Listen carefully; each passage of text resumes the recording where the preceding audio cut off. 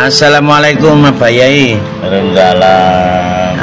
Sak menika kula badhe tanglet ramalan yang jadi presiden tahun 2024 menurut Primbon pripun Yai? Kalau diliris dalam sejarah, Primbon yang diakui oleh orang Jawa adalah Primbon Jayabaya. Primbon Jayabaya selama ini sangat akurat bagi orang Jawa, termasuk nama-nama atau yang menjadi keperajaan atau presiden Nusantara Indonesia ini. Di dalam kitab Jongko Jayabaya pada tahun 1112, Empu Kanwa dan Empu Sedah dan Empu Panulu telah menyalin sabda dari Sang Prabu bahwa tanah Nusantara akan diperintah oleh seorang satria. Yang pertama, Satria Kinunjara Marwa Kunjara atau Presiden Soekarno, dan yang kedua Satria Wibowo Kesandung Kesampar atau yang biasa disebut Soeharto, dan yang ketiga adalah Satrio Boyong Pambukaning Gapuro. Dalam arti Satrio Boyong bukan asli orang Jawa, B.J. Habibie adalah putra Makassar. Dan yang keempat, Satria Pinandita Sinisian Wahyu, yang artinya satria yang berprabawa pendeta, begawan atau kiai, yaitu Gus Dur. Dan yang kelima adalah Satrio Lelono Topo Ngerami Bendera Merah, yaitu Megawati Soekarno Putri. Dan yang keenam Satrio Jenumput Semelo Atur yang bernama SBY. Dan yang ketujuh yaitu Satria Paningit Hamengtuwo.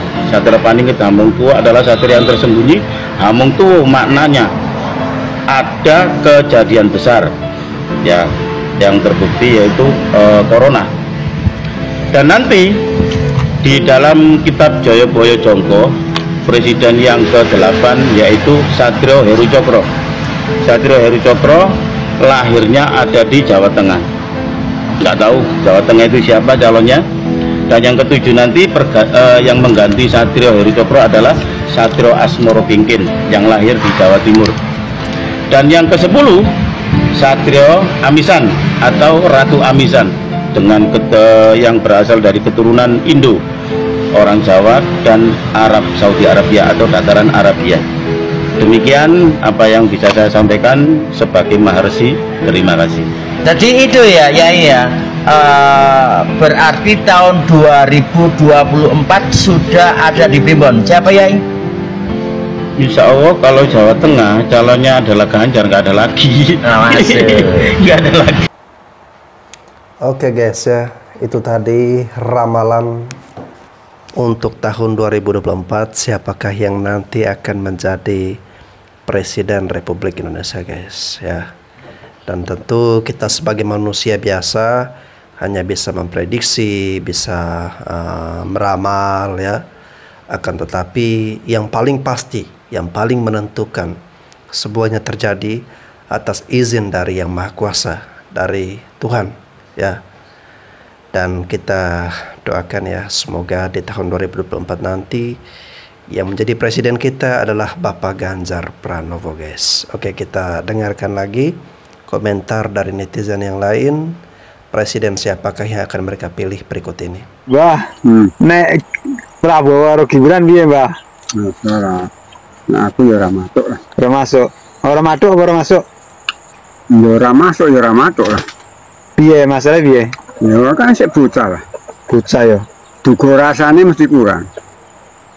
Urung 40 emang. Nah iya. Umur nek sik urung enek 40 itu kebijaksanaan masih mondar-mandir. Punya kebijaksanaan. Lain dengan yang 40 itu udah mapan. Mapan ya. Iya. Mondar-mandir piye? Wong kuwi kan patlane 40, Mas. Heeh. Nek 40 orang sampai umur 40 orang kan sak terusé ya amblek panggahan. Heeh. Ya kuwi padha ae. Udah diangkat Kanjeng Nabi juga ya. Iya. Rasul. Soalnya sorry dan toladan ya menurut orang yang dulu. Itu sejarah sudah menentukan loh. Jadi yo nek wong saiki kan enggak.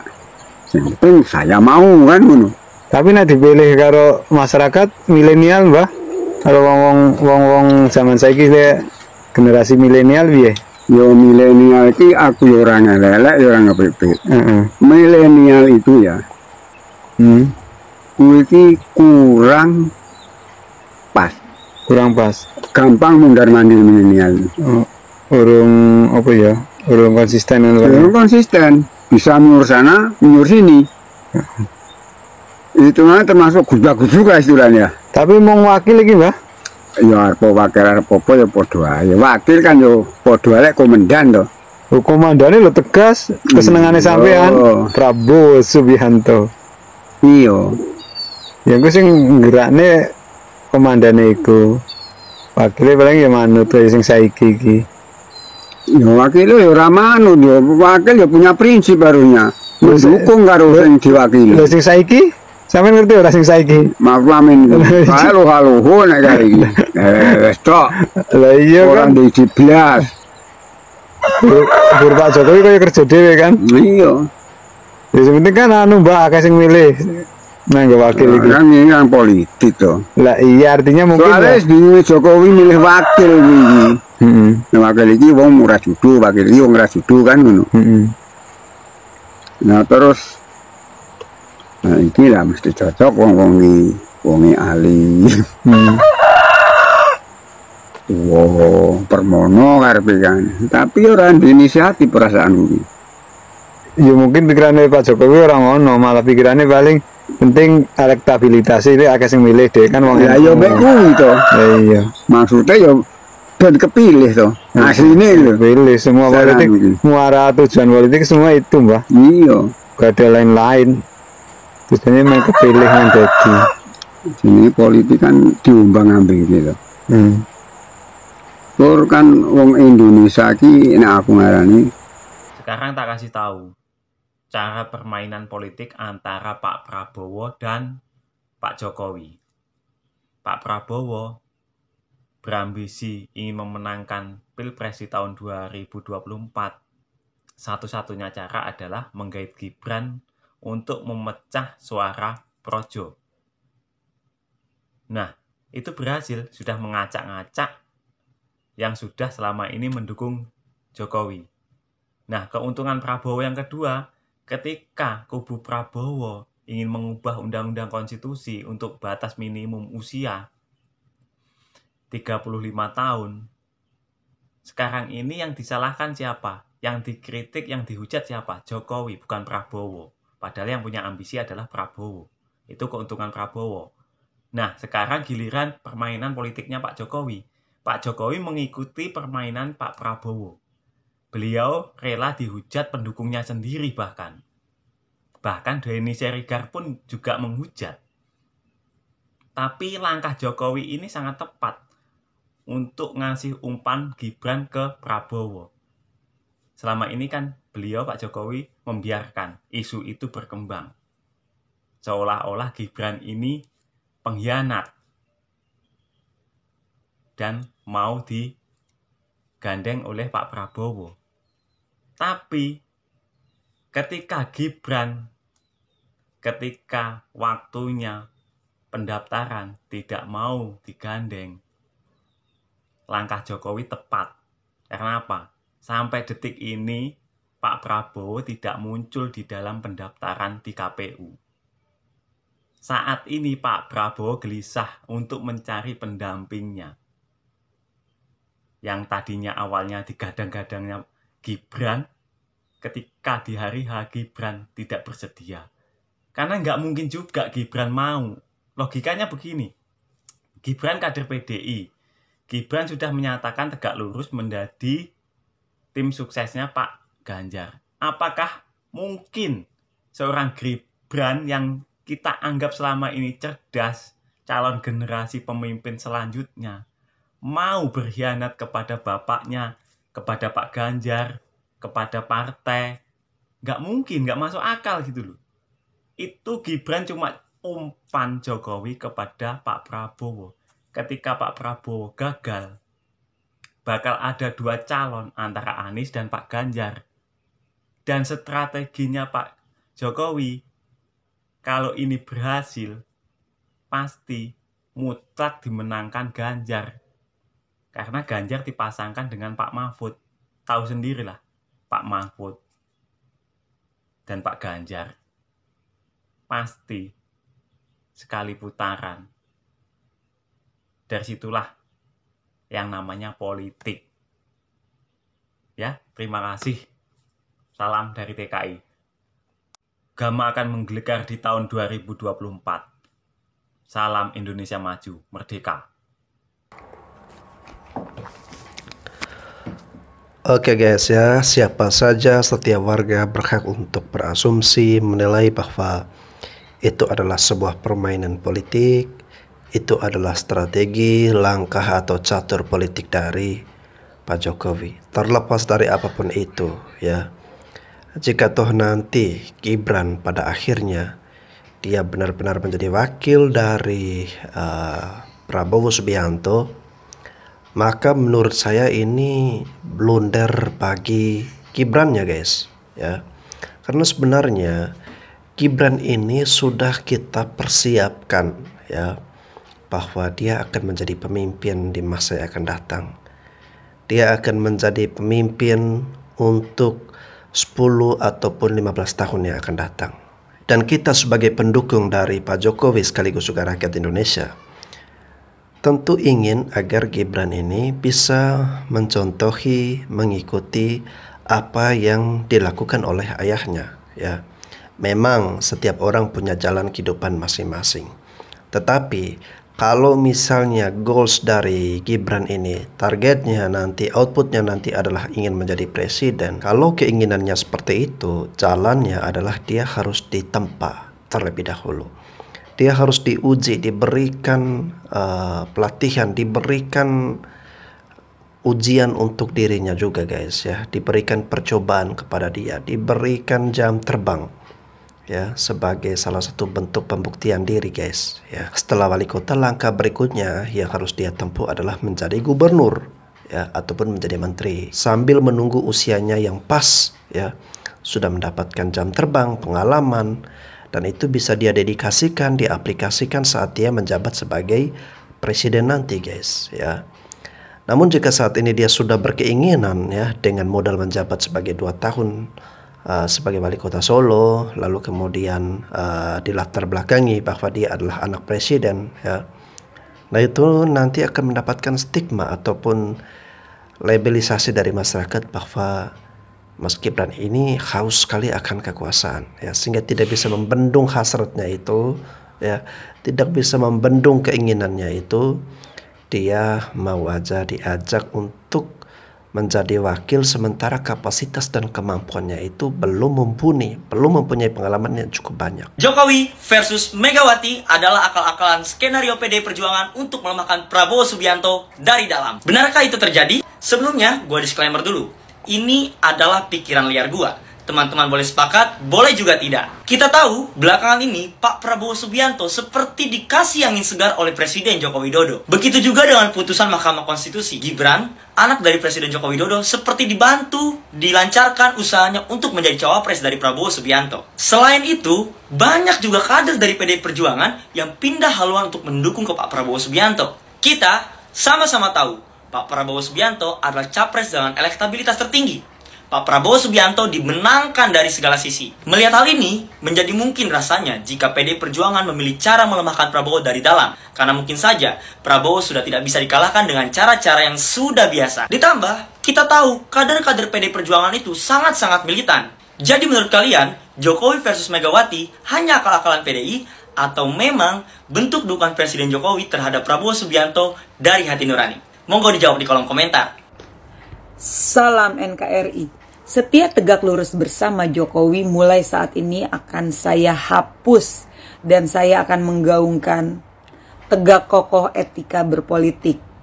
Dalam berpolitik tetap dibutuhkan etika. Betul, politik itu pro dan kontra, politik itu dinamis, politik itu ibarat seni. Politik itu tidak ada lawan dan kawan yang abadi, tetapi kepentingan yang abadi. Betul, narasi-narasi seperti itu. Tetapi makan aja tetap ada etikanya yang dibilang table manner. Masa iya politik nggak ada etikanya sih? Dan saat ini kita ketahui semua ya, bagaimana relawan dan pendukungnya Prabowo yang selalu menarasikan seolah-olah Jokowi itu mendukung Prabowo Subianto. Padahal tidak pernah terucap secara langsung, secara terang-terangan Jokowi mendukung Prabowo Subianto. Kalau dikatakan dari gesturnya Jokowi itu mendukung Prabowo, dari kata-kata atau kalimat Jokowi itu mendukung Prabowo Subianto. Coba berpikir smart, secara out of the box, secara objektif. Apa yang dilakukan Jokowi terhadap Prabowo dan Pak Ganjar, saya melihat itu semua sama aja. Tidak ada keberpihakan Jokowi kepada salah satu capres. Dia masih menempatkan diri sebagai presiden yang bersikap netral. Tetapi ternyata relawan dan pendukungnya Prabowo pada kegeeran tuh. Ups.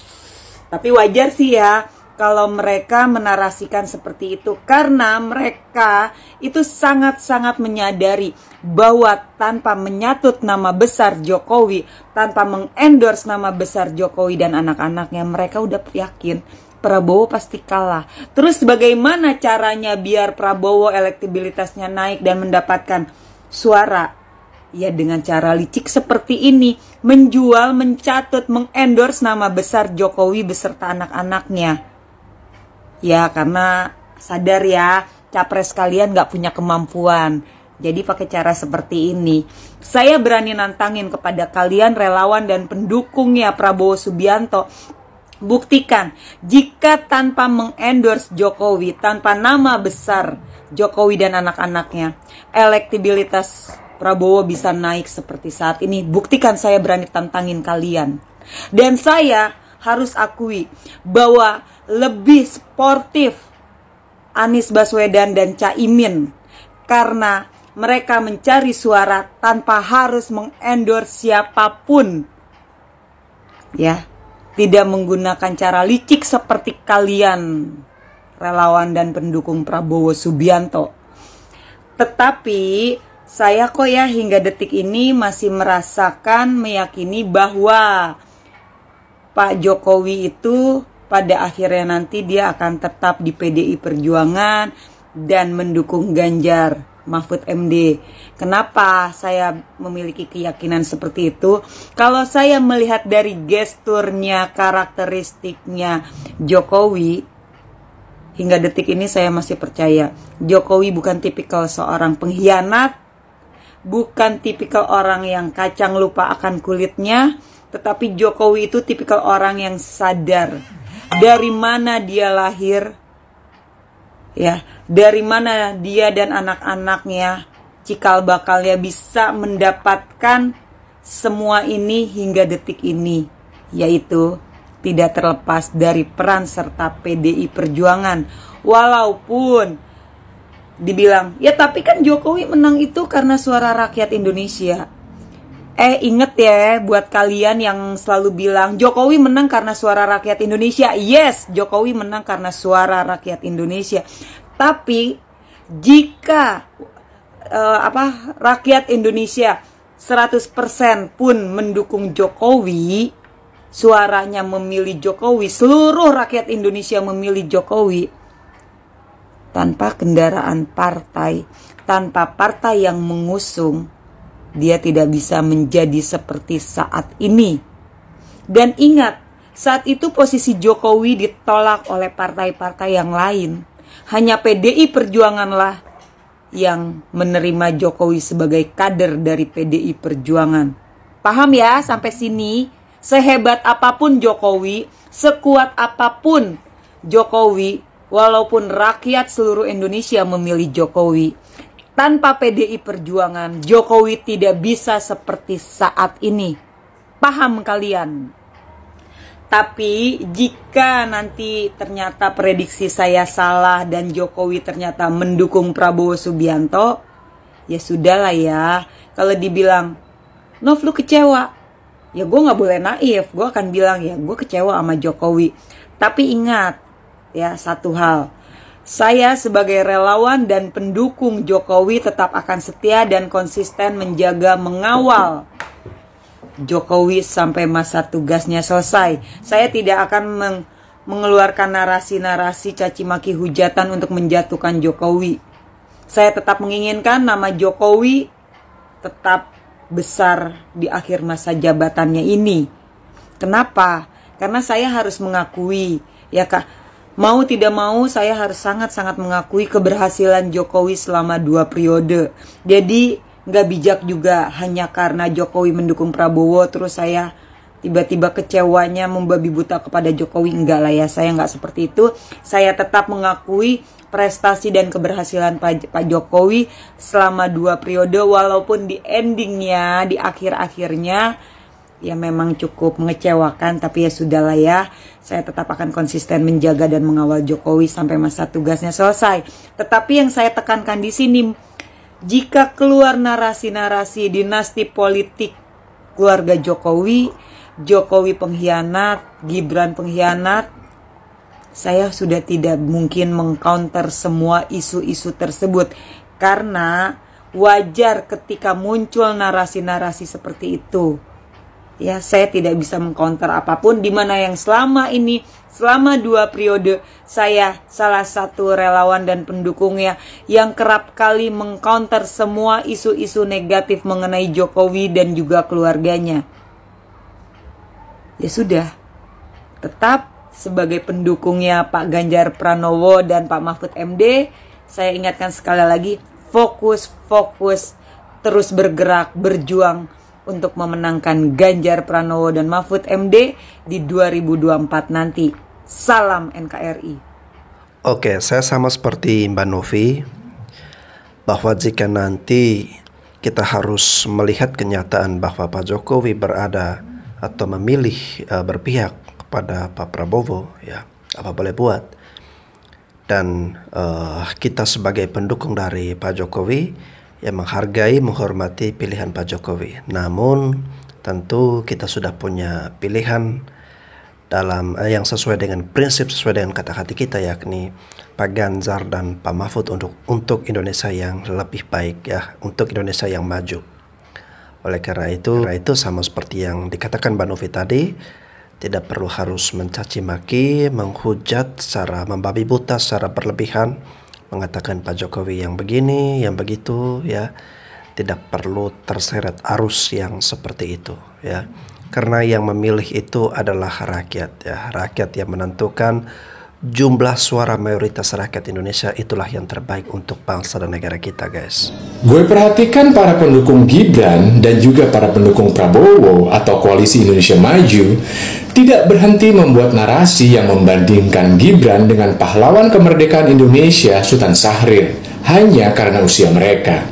Menurut gue ini adalah narasi politis yang membodohi dan berpotensi meracuni pemikiran anak generasi sekarang yang sangat sedikit mendapat pelajaran sejarah di sekolah. Karena gue khawatir kalau mereka akan berpikir bahwa sosok Sultan Syahrir itu adalah layaknya seperti Gibran. Jadi supaya jelas, sekalian aja kita bandingkan Gibran dengan Sultan Syahrir. Syahrir itu lahir di masa sulit, di zaman penjajahan. Syahrir dibentuk oleh segala macam penindasan dan ketidakadilan. Dan masa sulit hanya akan melahirkan orang-orang kuat, orang-orang hebat.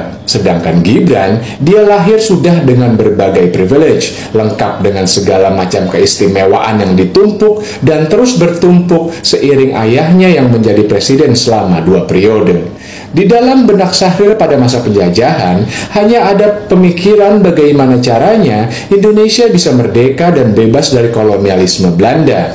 Berbeda dengan Gibran yang menjadi cawapres Prabowo, karena yang akan menjadi fokus perjuangan Gibran adalah kepentingan meneruskan proyek-proyek strategis nasional Jokowi. Segala ambisi ayahnya yang tidak tercapai, yang akan terancam gagal jika Anies Baswedan menjadi presiden. Yang dilakukan Sultan Syahrir adalah memperjuangkan kemerdekaan bangsa ini, tapi Gibran menjadi cawapres Prabowo adalah hasil dari perjuangan ayahnya. Pandangan politik Sultan Syahrir adalah anti-kolonialisme kapitalisme, anti-feodalisme, dan anti-fasisme. Sedangkan Gibran jelas-jelas hanya akan meneruskan pemerintahan ayahnya, di mana yang diuntungkan adalah pemilik modal asing, kapitalis asing. Strategi Sultan Syahrir adalah mengubah masyarakat Indonesia melalui pendidikan. Lalu apa yang akan menjadi strategi Gibran? Apakah mengubah masyarakat Indonesia melalui media sosial dan pencitraan? Pemikiran Syahrir itu tegas mengajarkan pendidikan demokrasi. Tapi Gibran, kita semua tahu kalau kemarin dia lolos syarat cawapres di MK karena konflik kepentingan yang berasaskan kekeluargaan. Sama sekali tidak mendidik demokrasi kita. Jika Gibran mau disamakan dengan Syahrir, maka seharusnya Gibran berdiri bersama Gerakan Perubahan, bukan malah bersama Prabowo dan Koalisi Indonesia Maju. Karena justru nilai-nilai dan cara-cara yang diyakini oleh Koalisi Indonesia Maju adalah persis yang mau dirubah oleh Sultan Syahrir, bukan yang mau dilanjutkan. Sultan Syahrir akan selalu diingat dan dikenang oleh bangsa Indonesia sebagai tokoh muda revolusioner, salah satu dari 3 tokoh pimpinan revolusi kemerdekaan Indonesia yang berperan penting dalam perjuangan kemerdekaan dan menegakkan pemerintahan Republik Indonesia, sejajar dengan nama besar Bung Karno dan Bung Hatta. Tapi nama Gibran Rakabuming Raka, dia akan selalu diingat dan dikenang sebagai anak sulung Presiden ke-7 Indonesia yang bisa menjadi calon wakil presiden hanya karena MK meloloskannya, semata sebagai hasil dari konflik kepentingan yang berasaskan keluarga. Dengan sedikit perbandingan itu saja, maka sudah jelas bahwa Gibran sama sekali tidak pantas dibandingkan dengan Sultan Syahrir. Terus-terusan membandingkan Gibran dengan Sultan Syahrir sama sekali tidak akan menjadikan kualitas Gibran menjadi mendekati Syahrir. Salam semangat antitesa 24. Oke guys, ya ini adalah pendukung dari Pak Anies ya. Saya nggak tahu ini dengar dari mana isu seperti ini ataupun perkataan yang seperti ini yang membandingkan atau menyamakan Gibran ini dengan Sultan Syahrir. Ya, benar apa yang dikatakan oleh pendukung dari Pak Anies ini ya, akan tetapi harus dibuktikan siapa yang menyamakan itu ya, dan maksud apa dia menyamakan seperti itu ya. Jangan sampai hanya terkesannya dibuat-buat karena sumbernya nggak jelas. Bapak fokus sama Pak Anies ya, Bapak kan menyatakan sebagai antitesa ya, fokus memperjuangkan Pak Anies untuk melawan Pak Ganjar atau Pak Prabowo ya. Karena bagi saya untuk Pilpres tahun 2024 ini akan menjadi panggung dari perlawanan sengit duel maut antara Pak Prabowo melawan Pak Ganjar ya. Ya Pak Anies ya sekedar ikut seru-seruan aja guys ya. Tanggal 21 Oktober jam 4 sore kurang lebihnya, Golkar sudah resmi mendeklarasi dukungan kepada Mas Gibran untuk jadi cawapresnya Pak Prabowo. Well, kita bahas. Disclaimer ya, dari Partai Gerindra atau KIM Koalisi Indonesia Maju ini belum menyatakan untuk memilih Mas Gibran jadi cawapresnya Pak Prabowo, tapi ini hanya deklarasi dukungan dari Golkar. Dan dilihat dari reaksinya Gibran mengucapkan mengapresiasi dukungan dari Golkar.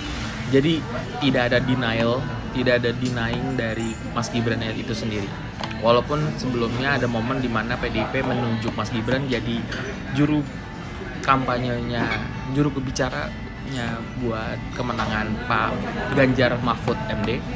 So, nah, terus menurut lu gimana semua? Kalau menurut gue pribadi, kasihan Pak Prabowo, kasihan Pak Jokowi. Gue jelasin sedikit. Harusnya menurut gue Pak Jokowi itu bisa soft landing atau bisa dibilang bisa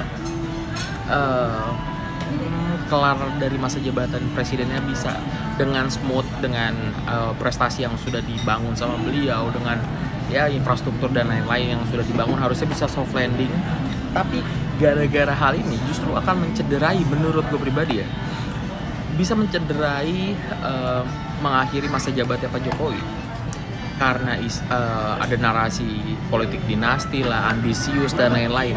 Walaupun mungkin kita udah banyak denger ya para pakar-pakar atau elit politik di Indonesia nih menyatakan kayak ngapain sih pada khawatir kalau Mas Gibran jadi wakil presiden, karena kan wakil presiden nggak ada gunanya atau tidak berdampak apapun, atau wakil presiden tuh hanya berfungsi bila difungsikan. Lu udah banyak kan denger narasi kayak gitu. Tapi yang jadi masalahnya di masyarakat itu bukan masalah nanti Gibran jadi apa kagaknya, ya nggak sih? Yang jadi masalahnya teman-teman atau masyarakat luas di Indonesia ini adalah cara yang mengantarkan Mas Gibran untuk menjadi cawapres yang ini. Dari drama MK lah, drama yang tadinya digugat PSI, terus drama ada anak mahasiswa dari suatu kampus yang menggugat lagi, nambahin narasi barunya lagi, ya macem-macem. Terus drama pamannya Gibran selaku ketua MK yang tiba-tiba muncul sebagai bak pahlawan. Hal-hal kayak gitu justru yang membuat publik yang merasa itu yang keberatannya di situ loh. Misalnya emang Mas Gibran emang udah sesuai dengan konstitusi, anggaplah umur udah 40 tahun atau 41 tahun lah. Iya, mau dibilang politik dinasti kayak apa itu nggak ada masalah karena tidak ada hukum yang diubah sama sekali di detik itu ya. Tapi karena ini ada drama seperti itu, akhirnya justru yang bikin publik merasa kok segininya gitu. Jadi ya gue bilang kasihan sama Pak Jokowi dan kasihan sama Pak Prabowo-nya. Kasihan ke Pak Prabowo-nya adalah karena bisa menjadi efek negatif dari Pak Prabowo itu sendiri. Jadi ya bisa dibilang narasi yang akan dimainkan lawannya Pak Prabowo yaitu pastinya politik dinasti, curang apa segala macem. Walaupun ya kita bisa katakan kalau secara letter-let di atas kertas ya nggak curang sebenarnya karena ya MK sudah memutuskan kok. Jadi tapi namanya publik Indonesia dimainkan narasi seperti itu ya pasti akan kemakan juga. Jadi ya gua harap sih Pak Prabowo menimang-nimang lagi dengan bijak lagi ya. Pastinya lingkar satunya Pak Prabowo itu bisa lebih baik untuk mencermati bagaimana strategi-strategi untuk memenangkan Pak Prabowo karena bisa dibilang sekarang adalah periode terakhirnya Pak Prabowo untuk mencalonkan jadi presiden. Ya banyak fans-fansnya Pak Prabowo yang menginginkan Pak Prabowo pasti jadi presiden. Jangan sampai hanya karena blunder milih wakil presiden bisa berakibat ya gagal lagi gitu. Jadinya ini triple enggak sih quarter kekalahan dari Pak Prabowo. Tapi ya kita lihat aja permainannya besok. Oh ya, dan buat lo semua sudah waktunya lo tidak netral. Gue nggak bosan-bosan ngomong ini. Lo harus sudah milih kan udah ada 2 nih yang nyalon di KPU yang sudah didaftarkan. Sudah waktunya lu cari visi misinya mereka yang udah didaftarkan. Jangan mau lagi lu jadiin bahan subjektivitas doang. Lu milih hanya karena feeling, nggak by data dan lain sebagainya. Lu bisa cari partai-partai pengusungnya mereka yang korup berapa biji. Lu bisa cari visi misinya masuk akal apa kagak. Lu bisa cari track recordnya mereka ketika lagi menjabat di jabatan mereka masing-masing tuh kayak gimana. Contoh misalnya Pak Anies, apa bobroknya di sana, apa bagusnya di sana. Pak Caimin juga lu bisa lihat gimana dia mengelola kementerian yang dia pegang. Lu bisa lihat Pak Ganjar bagaimana memimpin Jateng. Lu bisa lihat Pak Mahfud MD ketika jadi menteri bagaimana. Begitupun nanti Pak Prabowo. Lu bisa lihat hal itu semua dan lu cari. Jangan lagi lu hanya disuapin sama media. Media semuanya nggak ada yang purely netral. Kita harus akui itu. Kita bisa bilang satu persatu kayak Pak Ganjar di backing sama MNC Group, yaitu ada Haritanu. Pak Prabowo di sana ada Golkar, dan kita tahu Golkar punya bukan punya Abu Rizal Bakri, tapi Abu Rizal Bakri selaku anggota Golkar juga ya. Kita bisa tahu TV One bagaimana di 2019 kemarin, dan pastinya Pak Anies itu bersama Surya Paloh, Nasdem. Kita tahu sendiri Metro TV itu siapa pemiliknya. Jadi ya jangan lagi kita mau disuapin sama media, kita harus cerdas. Lu cari informasi-informasi hal-hal yang mengenai Pilpres 2024. Jadi jangan mau disuap lagi, jangan mau disuapin lagi, maksud gua berpanjangan. Oke, luar biasa sekali ya apa yang Mas ini sampaikan. Sedikit koreksi, mungkin memang sulit untuk menemukan media yang pure netral ya. Tetapi kalau kita mau mencari dengan cara seperti apa untuk menemukan media yang menurut kita itu idealis dan netral ya. Karena kalau kita cari lagi di Google ya, kita akan menemukan lagi portal-portal online, media-media yang juga ada pemiliknya. Tinggal bagaimana kita kembali kepada hati nurani kita, kembali kepada logika kita, nalar kita, akal sehat kita untuk bisa memilah dan memilih, guys ya. Oke, untuk membedakan ketiga figur ini ya, untuk memilih di antara mereka ini ya, menurut saya agak kerepotan ya kalau misalnya harus mencari tahu setiap partai siapa-siapa aja yang korupsi ya, dari figur-figur mana saja nih, berapa orang, mencari detail-detail seperti itu ya membuat Anda kerepotan sendiri. Cukup Anda dengan bermodalkan rekam jejak mereka ya selama mereka menjabat sebagai pejabat publik ya, itu sudah menjadi dasar bagi kita untuk bisa menentukan arah siapa yang akan kita pilih atau kita percayai nanti ya. Ataupun kalau ada teman-teman yang kurang mengikuti hal-hal yang semacam itu ya, bagi yang masih baru, masih awam benar, yang tidak terlalu ambil pusing dengan situasi perkembangan dunia politik ya, teman-teman bisa melihat saat acara Mata Najwa ya, ketika capres ini diundang, dari situ kalian bisa melihat dan menilai kira-kira mana nih yang pantas dan layak untuk menjadi pemimpin kita ya. Kalau menurut saya, boleh saya rekomendasikan ya, tidak perlu harus detil-detil mencari tahu yang justru membuat Anda kerepotan menghabiskan waktu Anda. Sebaiknya Anda memilih dan mempercayainya kepada Pak Ganjar dan juga Pak Mahfud ya. Karena sudah terbukti dan kedua figur ini diharapkan untuk meneruskan, melanjutkan semua yang sudah dikerjakan Pak Jokowi. Pak Mahfud dapat diandalkan untuk membereskan semua persoalan ataupun permasalahan hukum di Indonesia untuk menjadi lebih baik lagi, guys.